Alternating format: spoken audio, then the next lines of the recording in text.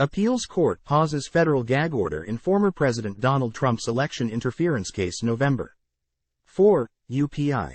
An appeals court temporarily suspended a gag order that partially restricted what former President Donald Trump can say publicly ahead of his federal election fraud trial in Washington.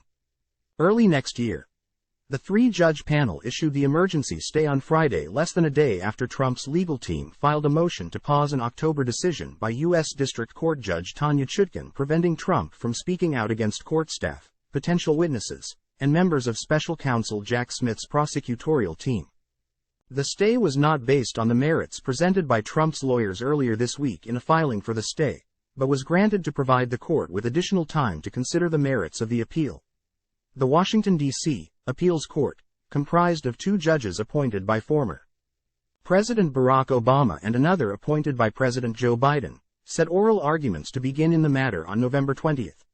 Chutkan initially put the gag order in place due to inflammatory remarks Trump frequently made on social media about the case. Previously, prosecutors argued Trump's rhetoric was serving to stoke violence, contaminate the jury pool and incite the public with phony claims as he seeks the 2024 Republican nomination for president. In court papers filed Thursday, Trump's attorneys argued that Chutkan's order was muzzling President Trump's core political speech during an historic presidential campaign.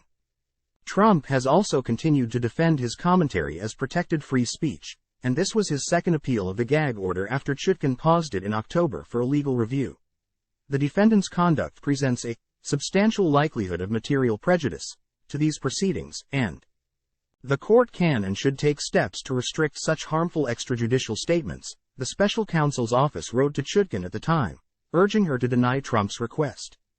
Chutkan granted a partial gag order to prevent Trump from making statements that were likely to stain public perception about the case, while the former president would still be allowed to criticize his opponents and proclaim his innocence on the campaign trail. The case before Chutkan involves Trump's failed efforts to overturn the 2020 federal election results, which Joe Biden won but Trump falsely claimed to his followers were rigged. Time equals 400 Ms. greater than he faces 4 criminal counts in the trial that is set to begin in March.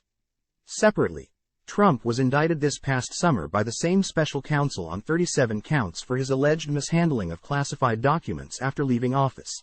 In May, Trump was barred from posting evidence to social media about a separate criminal case in which he faces 34 felony charges related to falsifying records in a hush money scheme.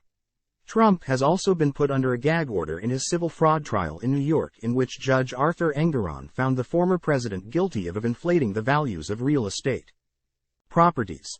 Engoron fined Trump $10,000 for violating the gag order after the former president lashed out at officials at the helm of the proceedings, a week before Engoron expanded the gag order to prohibit Trump's legal team from making any further comments regarding confidential communications between the judge and his staff.